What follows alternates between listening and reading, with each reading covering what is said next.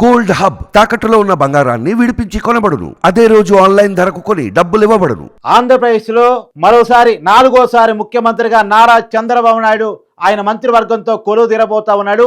రేపు ఉదయం 11:36 ప్రమాణ స్వీకారం చేయబోతా ఉన్నాడు నారా చంద్రబాబు నాయుడు నేను అంటూ మరోసారి నాలుగోసారి ముఖ్యమంత్రిగా ప్రమాణ స్వీకారం చేయబోతా ఉన్నాడు. ఆయన ఉమ్మడి ఆంధ్రప్రదేశ్కి 2 సార్లు ముఖ్యమంత్రిగా పనిచేశాడు. తర్వాత విభజిత ఆంధ్రప్రదేశ్కి రెండోసారి ముఖ్యమంత్రిగా 2014 నుంచి 2019 వరకు ఒకసారి ఆల్రెడీ ముఖ్యమంత్రిగా పనిచేశారు. తర్వాత మరోసారి ఇప్పుడు 2024 ఎలక్షన్స్లో గెలిచి మరోసారి ముఖ్యమంత్రిగా బాధ్యతలు తీసుకోబోతున్నారు. అయితే చంద్రబాబు నాయుడు క్యాబినెట్లో ఎవరు ఉండబోతున్నారు, పవన్ కళ్యాణ్కి ఏ పదవి రాబోతా ఉంది, ఈ విషయాన్ని వివరించేదానికోసం మీ ముందుకు వచ్చాను. తర్వాత చంద్రబాబు నాయుడు క్యాబినెట్లో ఉండేవాళ్ళు చంద్రబాబు నాయుడు కమ్మ సామాజిక వర్గానికి సంబంధించిన వ్యక్తి, ఉమ్మడి చిత్తూరు జిల్లా కుప్పం నుంచి ఎమ్మెల్యేగా గెలిచారు. అనేక సార్లు అక్కడి నుంచే గెలిచారు. ఆయన ముఖ్యమంత్రిగా ప్రమాణ స్వీకారం చేయబోతా ఉన్నారు. డిప్యూటీ ముఖ్యమంత్రిగా పవన్ కళ్యాణ్ వాస్తవానికి ఉమ్మడి తూర్పుగోదావరి జిల్లా పిఠాపురం నుంచి ఈయన ఎమ్మెల్యేగా గెలవడం జరిగింది. ఇతను కాపు సామాజిక వర్గానికి సంబంధించిన వ్యక్తి. డిప్యూటీ సీఎంగా పవన్ కళ్యాణ్ జనసేన అధినేత ప్రమాణ స్వీకారం చేయబోతా ఉన్నారు. సీఎంగా చంద్రబాబు నాయుడు, డిప్యూటీ సీఎంగా పవన్ కళ్యాణ్. మరి స్పీకర్గా ఎవరు ఉంటారు, స్పీకర్గా ఎవరు ఉండాలన్న విషయం కూడా ప్రత్యేకించి టీడీపీ అభిమానులు అయితే ఏంటి, రఘురామకృష్ణరాజు అభిమానులు అయితే ఏంటి, చాలా మంది కూడా ఖచ్చితంగా రఘురామకృష్ణరాజుని స్పీకర్గా పెట్టాలని అనుకుంటున్నారు. ఎందుకు అంటే వాస్తవంగా జగన్మోహన్ రెడ్డి ఆగడాల ఫలితంగా, అరాచకాల ఫలితంగా, అక్రమ కేసుల ఫలితంగా పోలీసులు అక్రమ కేసులు పెట్టబడి అరెస్టు చేయబడి తర్వాత పోలీసుల చేత దాడి చేపించుకోబడేటువంటి బాధితుడిగా ఉన్నటువంటి జగన్మోహన్ రెడ్డి బాధితుడిగా ఉన్నటువంటి రఘురామకృష్ణరాజు స్పీకర్గా కూర్చుంటే ఖచ్చితంగా జగన్మోహన్ రెడ్డి రఘురామకృష్ణను ఉద్దేశించి అధ్యక్ష అంటూ రఘురామకృష్ణరాజు మోహన్ రోజు చూడాల్సి వస్తుంది. రఘురామకృష్ణరాజు కనుసనల్లో జగన్మోహన్ రెడ్డి అసెంబ్లీలో ఉండాల్సి వస్తుంది. కాబట్టి రఘురామకృష్ణరాజును స్పీకర్గా పెట్టాలని చెప్పేసి ఆయన అభిమానులు అయితే కోరుకుంటా ఉన్నారు. మరి చంద్రనాయుడు ఎవరిని స్పీకర్గా పెడతారు అనేది చూడాల్సి ఉంది. మనకి పరిశీలనలో అయితే 2 పేర్లు ఉన్నట్టు తెలుస్తుంది. ఒకటి కళా వెంకట్రావు, ఆ పార్టీకి సంబంధించినటువంటి మాజీ మంత్రి, చీపురుపల్లి ఉమ్మడి విజయనగరం జిల్లా చీపురుపల్లిలో మంత్రి బొత్స సత్యనారాయణ ఓడించి గెలిచినటువంటి కళా వెంకట్రావుకి అక్కడ స్పీకర్ పదవి వరిస్తుందా, లేదు రఘురామకృష్ణరాజుకి వరిస్తుందా? వీరిద్దరిలో ఒకరికి ఖచ్చితంగా వరించే అవకాశం ఉంది. ఎవరికి స్పీకర్ ఇచ్చినా ఇంకొకరికి మంత్రి పదవి దక్కే అవకాశం కనపడుతూ ఉంది. సో కళా వెంకట్రావు, రఘురామకృష్ణరాజులో ఒకరు స్పీకరు, మరొకరికి మంత్రి పదవి ఖచ్చితంగా దక్కే అవకాశం కనపడుతూ ఉంది. తర్వాత మనం చూస్తూ ఉన్నాం అచ్చెన్నాయుడు అనే బీసీ సామాజిక వర్గం నుంచి ఎవరికి శాఖలు దక్కబోతున్నాయి, క్యాబినెట్లో ఎవరు ఉండబోతున్నాడు, చంద్రబాబు టీంలో ఎవరు ఉండబోతున్నారో చూసే ప్రయత్నం చేస్తూ ఉన్నాం. అచ్చెన్నాయుడికి ఖచ్చితంగా మంత్రి పదవి దక్కే అవకాశం కనపడుతూ ఉంది. ఇతను బీసీ సామాజిక వర్గానికి సంబంధించిన వ్యక్తి. కొప్పుల వెలమ సామాజిక వర్గానికి సంబంధించినటువంటి అచ్చెన్నాయుడికి ఖచ్చితంగా క్యాబినెట్లో అటు వాస్తవానికి ఇతను సీనియర్ నాయకుడు, మాజీ మంత్రి, ఆ పార్టీకి ఆంధ్రప్రదేశ్ శాఖకి అధ్యక్షుడిగా కూడా ఉన్నారు. ఆయన కుటుంబానికి సంబంధించినటువంటి కింజరపు రామ్మోహన్ నాయుడికి కేంద్ర క్యాబినెట్లో, మోడీ క్యాబినెట్లో కూడా మంత్రి పదవి దక్కడం మనం చూసాం. ఇప్పుడు అచ్చెన్నాయుడికి రాష్ట్ర క్యాబినెట్లో ఖచ్చితంగా చోటు దక్కే అవకాశం కనబడతా ఉంది. తర్వాత అయ్యన్ పాత్రుడు కూడా కొప్పుల వెలమ సామాజిక వర్గం. వీరిద్దరూ కూడా ఉత్తరాంధ్రకి సంబంధించినటువంటి టీడీపీ కీలకమైన నాయకులు. వాళ్ళిద్దరికీ కూడా మంత్రి పదవులు దక్కే అవకాశం కనపడుతూ ఉంది. ఇద్దరు బీసీలు. తర్వాత పితాని సత్యనారాయణ బీసీ. తర్వాత ఇతనికి కూడా ఖచ్చితంగా ఉమ్మడి తూర్పుగోదావరికి సంబంధించినటువంటి వ్యక్తి ఇతనికి కూడా మంత్రి పదవి దక్కే అవకాశం కనపడుతూ ఉంది. కొల్లు రవీంద్ర టీడీపీ బీసీ శాఖకు సంబంధించినటువంటి అధ్యక్షుడిగా కూడా ఉన్నాడు. మత్స్యకార సామాజిక వర్గానికి సంబంధించిన వ్యక్తి. ఇతనికి కూడా ఖచ్చితంగా మంత్రి పదవి దక్కే అవకాశం కనపడుతూ ఉంది. కమిటెడ్ పార్టీ లీడర్ కూడా కాలువ శ్రీనివాసులు బీసీ సామాజిక వర్గం, ఉమ్మడి అనంతపురం జిల్లా. ఇతను ఖచ్చితంగా మాజీ జర్నలిస్టు కూడా. సో కాలువ శ్రీనివాసులు కూడా మరోసారి గతంలో కూడా మంత్రిగా పనిచేశారు. మరోసారి మంత్రి పదవి దక్కే అవకాశం మనకు కనపడతా ఉంది. తర్వాత పుట్టా సుధాకర్ యాదవ్ కడప జిల్లా జగన్మోహన్ రెడ్డి గారి సొంత జిల్లాకు సంబంధించినటువంటి వ్యక్తి. యాదవ్ సామాజిక వర్గం, బీసీ సామాజిక వర్గానికి సంబంధించినటువంటి నాయకుడు. ఆయనకు కూడా మంత్రి పదవి దక్కే అవకాశం కనపడతా ఉంది. తర్వాత సత్యకుమార్ యాదవ్ మీ అందరూ తెలుసు, అనంతపురం జిల్లా బీజేపీ నుంచి గెలిచినటువంటి వ్యక్తి. సో ఇతను కూడా ఖచ్చితంగా బీజేపీ వైపు నుంచి అంటే బీజేపీ కూడా క్యాబినెట్లో ఉంటుంది.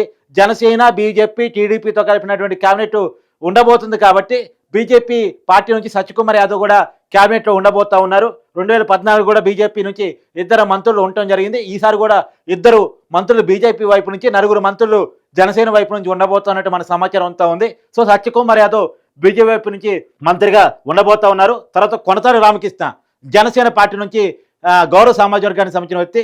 ఇతను ఉమ్మడి విశాఖ జిల్లా నుంచి ఆయన ఎమ్మెల్యేగా గెలవడం జరిగింది జనసేన పార్టీ నుంచి.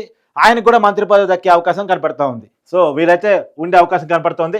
కాపు సామాజిక వర్గం నుంచి ఎవరికి ఉండే అవకాశం ఉంది అని చూసినప్పుడు గంటా శ్రీనివాసరావు పేరు కూడా వినపడుతోంది.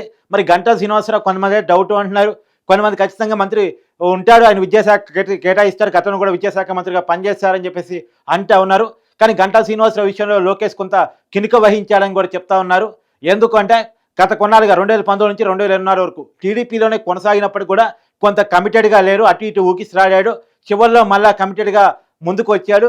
కాదే ఇతను సీనియర్ నాయకుడు, ఖచ్చితంగా ఎక్కడ ఏ రోజు ఓడిపోయినటువంటి వ్యక్తి కాబట్టి ఇతను ఖచ్చితంగా మంత్రి పదవిలో చూడదక్కే అవకాశం సీనియారిటీ బేస్ మీద ఉండొచ్చు అనేది కూడా తెలుస్తూ ఉంది.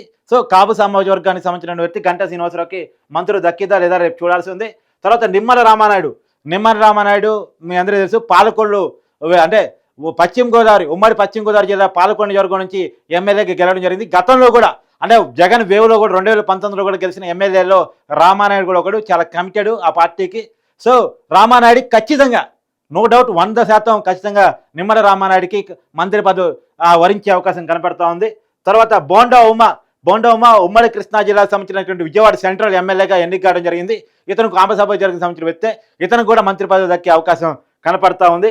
తర్వాత కన్నా లక్ష్మీనారాయణ చాలా సీనియర్ నాయకుడు, మాజీ సీనియర్ కాంగ్రెస్ నాయకుడు, అప్పుడు గతంలో మంత్రిగా పనిచేశాడు.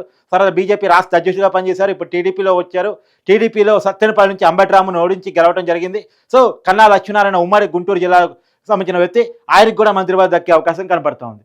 తర్వాత ఇదే సామాజిక వర్గం నుంచి నారాయణ మీ అందరికీ తెలిసిన వ్యక్తే, నెల్లూరు జిల్లాకు సంబంధించినటువంటి వ్యక్తి, నెల్లూరు సిటీ నుంచి ఎమ్మెల్యేగా గెలవడం జరిగింది. ఇతను నారాయణకు కూడా ఖచ్చితంగా మంత్రి పదవి దక్కే అవకాశం కనపడుతోంది. గతంలో మున్సిపల్ శాఖ మంత్రిగా పనిచేసి అమరావతి నిర్మాణంలో చాలా కీలకంగా పనిచేసిన వ్యక్తి. ఖచ్చితంగా నారాయణకి మరోసారి మంత్రి పదవి అదే మున్సిపల్ శాఖ ఇవ్వబోతున్నారు. అమరావతి కట్టే బాధ్యత నారాయణ చేతిలోని చంద్రబాబు పెట్టబోతున్నారు అనేది కూడా వినపడతా ఉంది. సో నారాయణకి కూడా 100% మంత్రి పదవి, అంటే నారాయణకి 100% ఉండే అవకాశం ఉంది, కన్నా లక్ష్మణానికి 100% ఉండే అవకాశం ఉంది, నిమ్మల రామానాయుడికి 100% ఉండే అవకాశం ఉంది, బోండా ఉమ్మకి కూడా ఉండొచ్చని అంటూ ఉన్నారు, గంటా శ్రీనివాసరావుకి ఉండొచ్చని అంటూ ఉన్నారు. వీళ్ళు కాక కాపు సమాజ వర్గం నుంచి డిప్యూటీ సీఎంగా పవన్ కళ్యాణ్ కూడా మంత్రివర్గంలో ఉండబోతా ఉన్నారు. తర్వాత కమ్మ సమాజ వర్గం నుంచి ఎవరికి అవకాశం ఉంది అని చూసినప్పుడు గొట్టిపాటి రవి ఉమ్మడి ప్రకాశం జిల్లా, ఇతనికి కూడా సీనియర్ నాయకుడు, ఇతనికి ఉండే అవకాశం ఉంది ఖచ్చితంగా మంత్రి పదవిలో. తర్వాత పయ్యావుల కేశవ్ మీ అందరూ తెలుసు, senior TDP leader, committed TDP leader, ఉమ్మడి అనంతపురం జిల్లాలో ఉరవకొండ స్థానం నుంచి ఎమ్మెల్యేగా గెలవడం జరిగింది. ఖచ్చితంగా పయ్యావుల కేశవ్కు 100% మంత్రి పదవి దక్కే అవకాశం అయితే కనపడతా ఉంది. తర్వాత నార్గేంద్ర మనోహర్ జనసేన పార్టీ నుంచి తెనాలి ఉమ్మడి గుంటూరు జిల్లా తెనాలి నుంచి ఎమ్మెల్యేగా గెలవడం జరిగింది. జనసేన కేటగిరీలో నార్గేంద్ర మనోహర్ కీలకమైనటువంటి మంత్రి శాఖ దొరికే అవకాశం ఉంది. రెవెన్యూ లేదా ఆర్థిక మంత్రిగా నార్గేంద్ర మనోహర్ ఉండబోతున్నారని కూడా మనకున్న సమాచారం ఉంది. తర్వాత సోజనా చౌదరి బీజేపీ వైపు నుంచి ఖచ్చితంగా మంత్రివర్గంలో కమ్మ సమాజ వర్గం నుంచి ఉండే అవకాశం ఉంది. అయితే ఇంకో టాక్ కూడా నడుస్తుంది, సుజనా చౌదరి ఉంటారా, కామినేని శ్రీనివాస్ ఉంటారా అనేది కూడా చర్చ నడుస్తూ ఉంది. మరి బీజేపీ వాళ్ళ ఇష్టం ప్రకారం సుజనా చౌదరికి కానీ కామినేని శ్రీనివాస్కి కానీ ఖచ్చితంగా మంత్రి పదవి దక్కే అవకాశం ఉంది. సుజనా చౌదరి కొద్దిగా చంద్రబాబుకి ఇంకా బాగా దగ్గర అంటారు. మరి చూడాలి ఎవరికి మంత్రి పదవి దక్కుతుందో చూసే అవకాశం ఉంది. గోరంట బుచ్చయ్య చౌదరి చాలా సీనియర్ నాయకుడు, టీడీపీ పెట్టినప్పటి నుంచి కూడా టీడీపీతో క్యారీ ఆన్ అవుతున్నటువంటి నాయకుడు, ఎన్టీఆర్ అప్పటి నాయకుడు కాబట్టి గోరంట బుచ్చయ్య చౌదరి గతంలో కూడా అనేక సార్లు మంత్రి పదవి హామీ వచ్చి దగ్గరకు వచ్చి చేజారిపోయింది. మరి ఖచ్చితంగా గోరంట బుచ్చయ్య చౌదరికి ఈసారి ఛాన్స్ ఉంటుందా అనేటువంటి కూడా ఉంది. మరి ఈసారి ఉండొచ్చు అనేదే మనకున్న సమాచారం. తర్వాత ఇంకా నారా లోకేష్ మీ అందరికీ తెలుసు, మంగళగిరి నుంచి ఎమ్మెల్యేగా గెలవడం జరిగింది. చంద్రబాబు నాయుడు తనయుడు. ఖచ్చితంగా మరోసారి ఆయన గతంలో కూడా ఐటీ శాఖ మంత్రిగా పనిచేశారు. మరోసారి ఐటీ శాఖని ఆయన తీసుకోబోతూ ఉన్నారు అనేది మనకున్న సమాచారం. ఐటీ శాఖతో పాటు మరో కీలకమైన శాఖను కూడా నారా లోకేష్ తీసుకుంటారు అనేటువంటిది. ఐటీ శాఖ అయితే పక్కా తీసుకుంటా, మరి ఇంకే శాఖను తీసుకుంటారని తెలవాల్సి ఉంది. తర్వాత పరిటాల సునీత ఉమ్మడి అనంతపురం జిల్లా రాప్తార్ నుంచి ఎన్నికైనటువంటి ఎమ్మెల్యే పరిటాల సునీత. మీ అందరూ తెలుసు, పరిటాల రవి అంటే ఈజీగా గుర్తుపడతారు. పరిటాల సునీత గతంలో కూడా మంత్రిగా పనిచేశారు. 2014 చంద్రబాబు క్యాబినెట్లో ఉన్నారు. సరే మరోసారి ఆమె మంత్రి కాబోతున్నారు అనేటువంటి చర్చ నడుస్తోంది.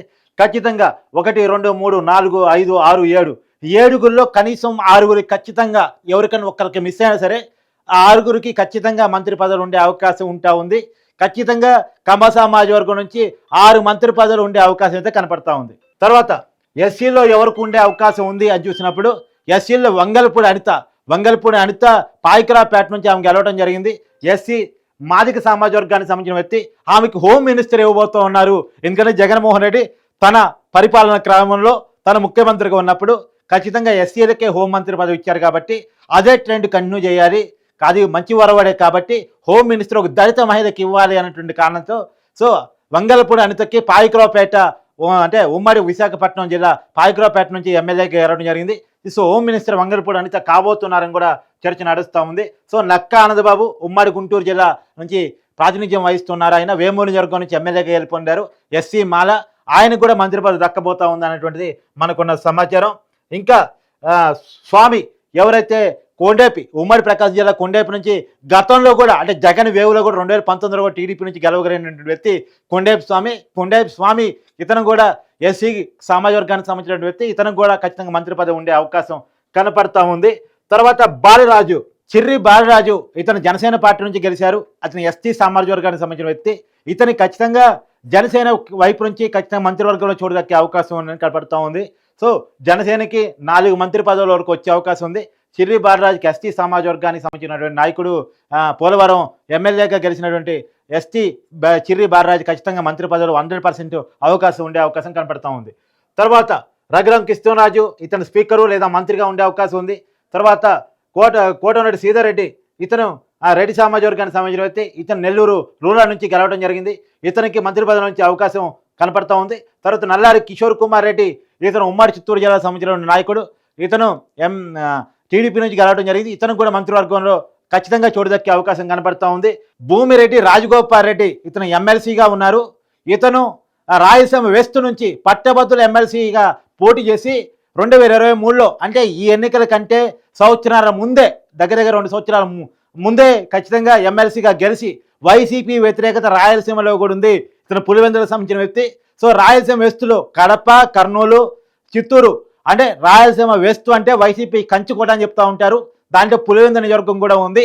అక్కడ కూడా టీడీపీ జెండా ఎగరేసి ఎమ్మెల్సీగా గెలిచి వైసీపీ వ్యతిరేకత ఇవాళ ఇంత పెద్ద ఎత్తున రావటంలో మొట్టమొదటి భూమిక పోషించినటువంటి రాజగోపాల్ రెడ్డికి ఈసారి మంత్రి పదవి రాబోతా ఉంది. కేవలం ఆ ప్రిఫరెన్స్ ఇవ్వాలని కారణం చేత ఇతనికి మంత్రి పదవి ఇవ్వబోతూ ఉన్నారు. ఏకైక ఎమ్మెల్సీ మంత్రి పదవి దక్కేది రాజగోపాల్ రెడ్డికి అని చెప్పేసి నడుస్తూ ఉంది, చూడాలి. లోకం మాధవి నిర్మల జనసేన క్యాండిడేట్గా గెలవడం జరిగింది. బ్రాహ్మణ సమాజ వర్గానికి సంబంధించిన వ్యక్తి. సో ఈమె ఖచ్చితంగా ఆ సమాజ వర్గం కోటా నుంచి మంత్రి పదవి దక్కే అవకాశం కనపడతా ఉంది. తర్వాత మనకి వైశ్యాస్ సంబంధించి టీజీ భరత్, ఎవరైతే ఉమ్మడి కర్నూలు జిల్లాకు సంబంధించినటువంటి ఎమ్మెల్యే టీజీ వెంకటేష్ వాళ్ళ అబ్బాయి ఇతను. సో ఇతనికి కూడా మంత్రి పదవి దక్కే అవకాశం కనపడతా ఉంది. తర్వాత శ్రీరామ్ తాతయ్య, అంటే టీజీ భరత్కి కానీ శ్రీరామ్ తాతయ్యకి కానీ ఇద్దరిలో ఒకరికే దక్కే అవకాశం ఉంది. ఈ కులం నుంచి కేవలం ఒక్క మంత్రి పదవి ఉండే అవకాశం ఉంది. ఎందుకంటే జనసేన పార్టీకి 4 ఇవ్వాల్సి వస్తుంది, తర్వాత బీజేపీకి 2 ఇవ్వాల్సి వస్తుంది, సామాజిక క్యాలిక్యులేషన్స్ అన్ని చూడాల్సి వస్తుంది. కాబట్టి ఈ సామాజిక వర్గం నుంచి శ్రీరామ్ తాతయ్యకి కానీ లేదా టీజీ భరత్ కానీ ఎవరికో ఒకరికి వైశ్యాస్ నుంచి ప్రాతినిధ్యం ఉండే అవకాశం ఉంది. ఒకరు కృష్ణా జిల్లాకు సంబంధించిన ఎమ్మెల్యే టీడీపీ ఎమ్మెల్యే, ఇంకోరు కర్నూలు జిల్లాకు సంబంధించినటువంటి టీడీపీ ఎమ్మెల్యే. తర్వాత ఎండి ఫరూక్ ఉమ్మడి కర్నూలు జిల్లాలో మైనార్టీ సామాజిక వర్గానికి సంబంధించిన ఎమ్మెల్యే. ఖచ్చితంగా మైనార్టీ కోటా నుంచి మంత్రి పదవి దక్కే అవకాశం కనపడతా ఉంది. వీళ్ళు ఖచ్చితంగా దాదాపుగా 80% ఈ పేర్లే మంత్రివర్గంలో ఉండబోతా ఉన్నాయి. రేపు 11:36 చంద్రబాబు నాయుడు సీఎంగా, పవన్ కళ్యాణ్ డిప్యూటీ సీఎంగా, మిగతా వాళ్ళు క్యాబినెట్ మంత్రిగా ప్రమాణ స్వీకారం చేయబోతా ఉన్నారు. దాదాపుగా క్యాబినెట్ పూర్తి కూర్పు, అంటే వాస్తవానికి కొంతమంది ప్రమాణ స్వీకారం కొంత ముందులో చేయటం, తర్వాత ఎక్స్టెన్షన్ ఇవ్వటం కాకుండా మొత్తం క్యాబినెట్ని చేసే అవకాశం ఉంది అనేది కూడా మనం చూస్తూ ఉన్నాం. మరి ఇంకెవరికన్నా కొత్త పేసులు వచ్చే అవకాశం ఉందా? వాస్తవంగా ఏంటంటే ఒక షెఫ్లింగ్ ఉండొచ్చు అనేది, ఒక 2.5 సంవత్సరాల వరకు వీళ్ళు ఉండొచ్చు. తర్వాత నారా లోకేష్కి ముఖ్యమంత్రి బాధ్యతలు అప్పచెప్పబోతున్నారు చంద్రబాబు నాయుడు. ఆయన డిప్యూటీ ప్రైమ్ మినిస్టర్గా వెళ్ళబోతా ఉన్నారు. అప్పుడు నారా లోకేష్ తనదైన క్యాబినెట్ నిర్మించుకోబోతా ఉన్నారు. కొంత యంగ్ గన్స్కి ప్రాధాన్యత ఇవ్వబోతా ఉన్నారు. ఇప్పటికైతే సీనియారిటీకి ప్రయారిటీ ఇవ్వాలి. ఇప్పుడు రాస్తున్న పరిస్థితుల్లో సీనియారిటీని మనం ఉపయోగించేసుకోవాలి. పోలవరం ప్రాజెక్ట్ని ఫస్ట్ కంప్లీట్ చేసుకోవాలి. అమరావతికి ఒక రూపురేఖలు తెచ్చుకోవాలి. సో 5 ఏళ్ల విధ్వంసం అని చంద్రబాబు నాయుడు చెప్తా ఉంటారు, టీడీపీ చెప్తా ఉంటుంది. సో ఆ విధ్వంసం నుంచి రాష్ట్రాన్ని కాపాడుకోవాలి. కాబట్టి ఒక సీనియారిటీ బేస్డ్ క్యాబినెట్ అయితే మొట్టమొదటిగా ఉండి, తర్వాత యంగ్ గన్స్కి రెండో షెడ్యూలింగ్లో యంగ్ గన్స్కి నారా లోకేష్ సీఎంగా యంగ్ గన్స్కి అవకాశం ఉండబోతుంది అనేటువంటిది మనకు తెలుస్తున్నట్టు అందుతున్నటువంటి సమాచారం.